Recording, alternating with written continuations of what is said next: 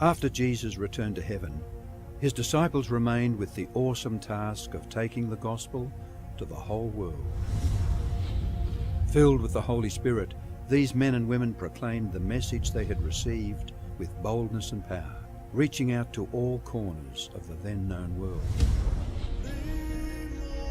But it was not without great opposition, first from the Jews, then from the Roman state. Many Christians were faithful to the point of death, suffering torture and humiliation from cheering onlookers at the Circus Maximus and Colosseum in Rome and throughout the empire. However, the blood of the martyrs only paved the way for the further spread of the gospel. After years of persecution by the Roman emperors, one of them, Constantine, professed conversion to Christianity in 312 AD. Now Christianity became popular, but it resulted in many pagan practices and symbols entering the church, particularly in Rome. The Bishop of Rome assumed more and more power and authority and began to oppose and oppress all who recognized Jesus alone as the head of the church and who accepted the Bible alone as the supreme authority. To escape this increasing persecution, God's true people withdrew to the wilderness areas of Europe. In northern Italy, the Waldenses took refuge in the mountains. While many were slain, the light continued to shine in the darkness. God was still in control, and he began to raise up men like Wycliffe, Huss, Tyndale, Luther, Calvin and Zwingli to stand for his truth. They stood for the Bible alone, faith alone, and Christ alone.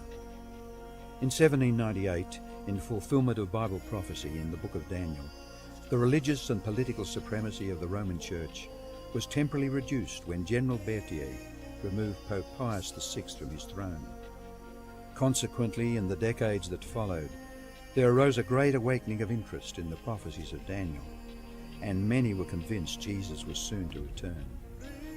In the United States, the Baptist preacher William Miller was joined by hundreds of other preachers in their expectation of the return of Jesus in 1844. However, when Christ did not return in 1844, further Bible study led a small group to discover that Christ's ministry in the heavenly sanctuary was an explanation for their great disappointment. They discovered that the Bible taught that the seventh day was the Sabbath that Jesus had set aside for his people. Slowly they came to understand that their mission was to preach the three angels' messages of Revelation 14. Their goal as Seventh-day Adventists was to preach with power the everlasting gospel and to prepare the world for Christ's return.